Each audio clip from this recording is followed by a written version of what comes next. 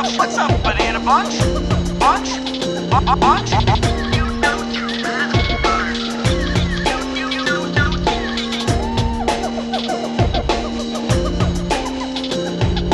Welcome to the Junglejims podcast.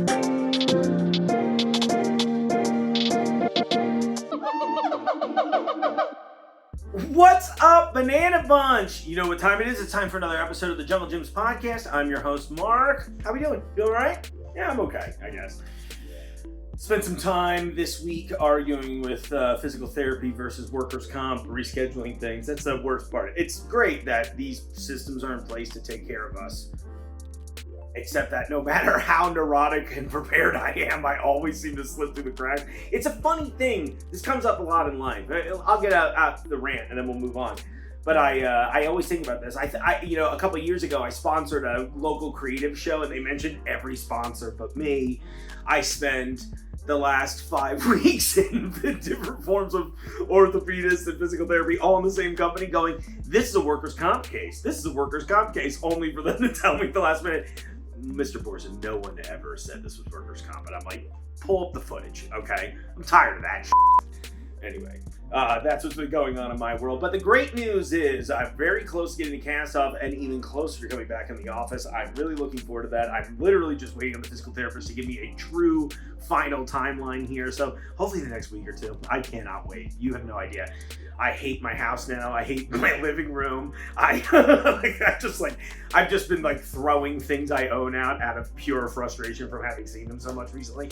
The great news is I've put in as much dog time as possible since COVID, so that's been awesome. Anyway, that's what's up with me. I hope you all are doing great. I know you've all been reaching out to me. Let's get a couple of clerical things out of the way first. So first up, Junglejims app. You gotta go download that. I ask all the time, but it's a great thing. You can see the weekly ad, you get VIP exclusive deals that are on the app, so we're running specials in the store, and you'll see signage about it in the store, but I just want to remind you, it's really easy. You scan it right at the register, you get a discount. It's awesome. You can see most recent episodes of the podcast on there. You can see all kinds of stuff. You know, this is the 150th episode, by the way. That's a lot of episodes. It's almost 3 years straight I've been doing this, which is crazy. So thank you all for supporting it. Thanks for watching. Thanks for listening all the way. I know you mostly listen, and that's cool. But it really surprised me. I know I've said this before because I'm like a background podcast listener as well. I get it. But I always use YouTube because like on the off chance that somebody says something I want to see, I like back it up and go, okay, what did they say? Oh, yeah, that looks cool. Great, okay. And then back to the background, back to my emotional support background tabs. So anyway, please, I would love if you joined us on YouTube because we're making a lot of cool stuff there, all that kind of thing. And then on the events game, we got to go big here. You know, I've mentioned in the last couple of episodes, follow Junglejims on Eventbrite because they'll give you notifications when we have new events. I just got one yesterday for an upcoming wine event, for example. But the reason I'm bringing this up is that coming up in just a couple weekends, it's the Weekend of Fire, our hot sauce festival. It's a great time. I went for the first time last year. It was awesome. I mean, there's something for everyone. I think hot sauce probably deters some people, but there's something like the most mild stuff on the planet. I mean, they have like regular ketchups, right? You know, like pickle ketchup. Not spicy, but just unique sauces, right? It very Junglejims of us, but of course there are some hot sauces. There are some hot sauce challenges, all of that stuff. There truly is something for everyone. It's very family friendly. We've got a car show outside all weekend. That's going to be really cool. Last year the Ghostbusters showed up. Shout out to the Cincinnati Ghostbusters for that. I'm trying to think what else was really cool. We have an area they called the cool down zone because no one took my great suggestion of the froze zone, where it's all like cool down items. So like ice cream, you know, soft drinks, that kind of stuff, to give you the opposite. So I think that's going to be a lot of cool. I hear some other things, but since I've not been in the building, I'm a little out of the loop as far as that kind of goes. Communication is not one of our skills, I'll say. You know, it's like I heard a lot from everybody for the first 7 days, and then I'm just like, oh, I keep forgetting I have coworkers. It's kind of wild. Anyway, so the Weekend of Fire is going to be awesome. I hope you have a great time with that. Just laughing. This is me slowly. You're watching a man slowly fall apart. Weekend of Fire, we talked about that. We talked about the app. We talked about all kinds of things. I mean, after Weekend of Fire, we get the International Wine Festival coming up in November. Anyway, I go back to the Eventbrite thing. I think that's going to be probably the way we move in the future as far as getting tickets, advance notice of events that we're doing, all that kind of stuff. All of the things that you really want. Okay, so this will be a little bit of a shorter one today as I'm still working out some of the kinks of, I mean, you'd think by now we would just be up to speed, but scheduling things, a lot of reschedules. So most of them are rescheduled for like the end of August, which didn't really do much here. So I'm going through some stuff because one of my favorite things about my job is all of the new products. Now, I know you follow us on social media, and if you don't, now's a great chance to do so because I'm making all of the content that you see on those channels, and then the creative team will post them. TikTok is the one I have full reins of, so if you want to see stuff immediately, that's probably the best place. It has to go through a bunch of hurdles on the other platforms. But you still follow us there, it'll eventually show up, right? But the reason I'm bringing this up is that I always get to try and find new fun things. Sometimes it's a deal in the store, like a really big one that was popular this past week, and it's still in the store, according to head cashier and inventory specialist Ray Jones. Shout out Ray. Mountain Dew, for example. And the audience seems to love this. Whenever we do a TikTok, it always does numbers. But Mountain Dew brought us a fun, I'll cut in a clip so you can see a little bit of it. I'll try and crop in. I shot it for TikTok. I'm sorry, this is widescreen. But they brought us these variety packs of some of the popular Baja Blast flavors. There was one that was like a passion fruit punch. We really like that one. And then there was also a mango lemonade. Now, I'm pretty sure both these flavors were designed early in the summer. I'm kind of getting confused. This year, Mountain Dew has done a lot of really cool soda drops. And but we liked both of those flavors. We're drinking through those pretty regularly. And then they moved on to their summer lineup, which was 3 different flavors. Anyway, we've got this variety pack in it. I think it was 28 cans, and it's only $9, $9.99, I'm pretty sure, on sale. Might be even less by now, depending on how fast they're going. So great news there. And what I'm getting around to is I love getting to try this stuff, right? Like we had Shine Water on the show recently. I'm working on something with a company that carries camel milk. You may have seen that on social this week. A lot of interesting things. Mom and M coffee, that was the other one. I think that might end up being a thing with the camel milk too, we'll see. But that should be a fun upcoming episode, looking forward to that, all kinds of fun things. And I bring these up because, like I said, I get to try a lot of these things early. Now, I should be having one of these soon, and I'm really excited. I'm gonna open the laptop, so I'm sorry that if you're watching that you gotta see this. And well, on screen, you'll see the images that I'm here. These are images courtesy of Coca-Cola and Mondelez. Is it Mondelez? I feel like it should be pronounced Mondelez. Somebody correct me in the comments. That's what they're for. But let me just read this off to you verbatim.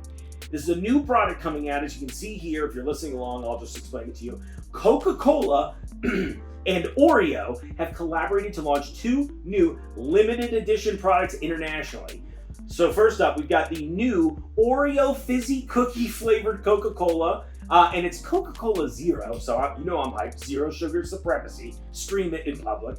And Coca-Cola flavored Oreos. They will be out in countries including the US, Canada, China, Mexico, Brazil, and quote, more, according to their press release. The official date for the United States launch is Monday, September 9th. Hoping your boy gets them a little bit before that, but you know, Jungle Jim's like international waters. I'm sure I'll see it before it launches. The Oreo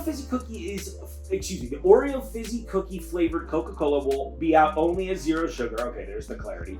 In the US, it'll be available in the skinny 12-ounce cans. They call them sleek cans, and whatever.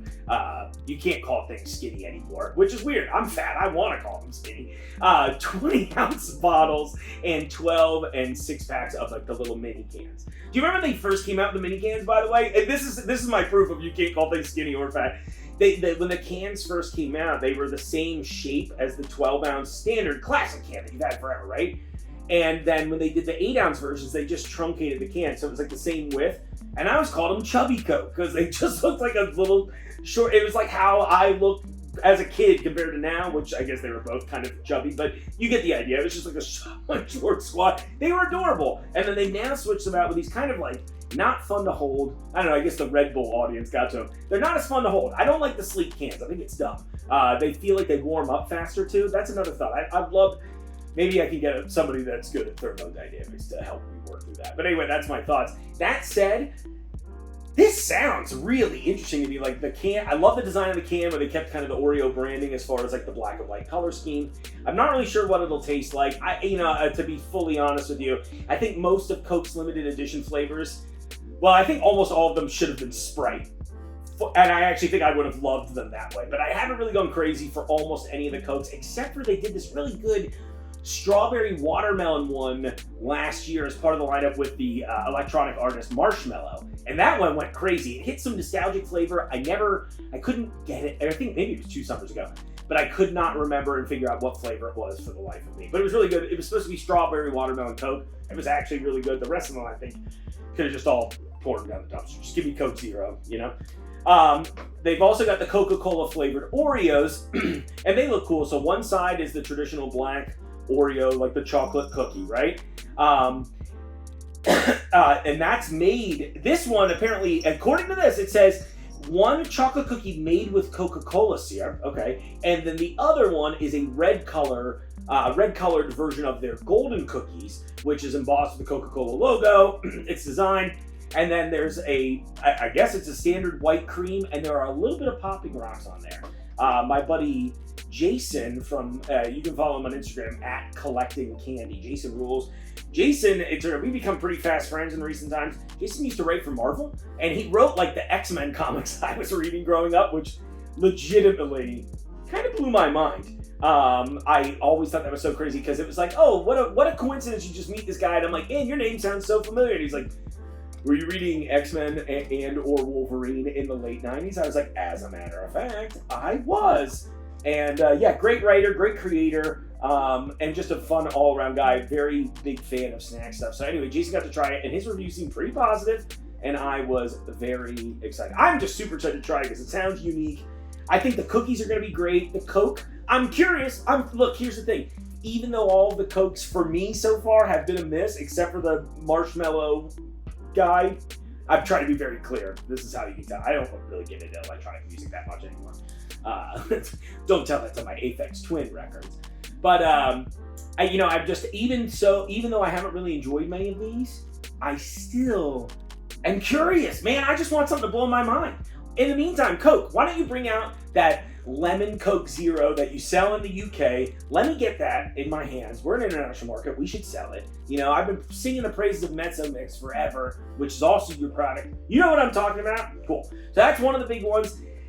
The even bigger one, and I think you all will be really excited about this, because this should be, I heard this direct from our Liquid Death rep that we work with. Matt rules. I reached out to him yesterday because there was a whole big thing where Liquid Death teamed up with Van Leeuwen's, which was a fancy ice cream company, and now you can read between the lines on my thoughts there. They do make great product. A few years ago when I first started, they sent me macaroni and cheese ice cream to try. It was very weird. But they do some weird flavors. They do some really unique ones, but they teamed up with Liquid Death to do a hot fudge sundae Liquid Death. It sold out instantly, as you can imagine. It was on Amazon. It was also in the Van Leeuwen ice cream scoop shops. But I'm bringing this up because I do have something coming to us, and it's going to land in Jungle Gyms allegedly this Friday, so that would be the 16th. It is a new flavor. It's a fall limited edition from Liquid Death. I think you know, you can probably tell how excited I am about this one. It's called Psycho Cider, and you know what that means. It sounds like a fall Liquid Death. I pulled up these pictures that you're seeing here. These are from my friend Maximus Reed. Maximus is I always feel weird saying his full name, but Max is a photographer. We met when I used to do a lot of concert footage and coverage and things of that nature. Max rules, incredible photographer, introduced me to a lot of really famous people when I was doing that and put in a good word for me. Always a great guy. His photos are awesome, and he lives in Canada, where it looks like this may have already hit some shelves early. So huge shout out to Max on that one for me. Appreciate you, buddy. I look forward to seeing you here in Cincinnati one of these days, or one next time I'm up in northern Michigan or Canada, whatever. I'll come visit. Thanks for letting me steal your photos in exchange for credit. Amazing. Amazing. I'll just jump back in. Let's talk about the show a little bit. I think when I get back, I'm going to completely reformat a lot of the show. It seems right. It's 150 episodes. You know, I want to do something special. I'm still mostly, I mean, you can tell right now I'm just in my living room by myself. I'm still doing almost all the show by myself, right? Not to say that like no one ever helps at all. That's obviously insane. You know, we know that I get help on the social media side, especially while I've been gone. So that's been great. But like, I really want a team for this show, and I have some big ideas for it. And I think I'm really going to format it interesting this year. So I'm hoping you all are on board for that. It should get interesting. And if it doesn't get interesting, you can let me know. So you can shoot me an email, podcast@junglejims.com. You can write me on any of the social platforms. Oh, I guess you can't because it'll go to someone else who will go to me. But you'll see, I usually tag my personal account in there. And that's the best way to do this. I really think. I would love your feedback. If there's something you'd like to see on the show, keep reaching out to me. I know we've got a forum on the Jungle Gym site. You can probably hear Bark Morrison tap dancing in the background. Little tap dancing Timmy here. But yeah, I've got some big ideas. I want to create some game show elements. I want some more interactivity. I want to do something fun and unique that's never been done in a grocery store, and I think you all can help me do that. So if you love that idea, shoot me an email, podcast@junglejims.com. That's it for this week, folks. I'm going to get some more things rescheduled. I'm going to go fight with my physical therapist. Physically, probably. I think it's more of an emotional fight at this point. Wish me luck. I appreciate you all. I hope you have a great week. Stay tuned to social media. You can see all of our videos. And in the meantime, I'll see you out there in the aisles. The Jungle Gyms podcast is recorded in the WJJI studio inside Jungle Gyms International Market in Fairfield, Ohio. The Jungle Gyms podcast is produced and hosted by Mark Morrison.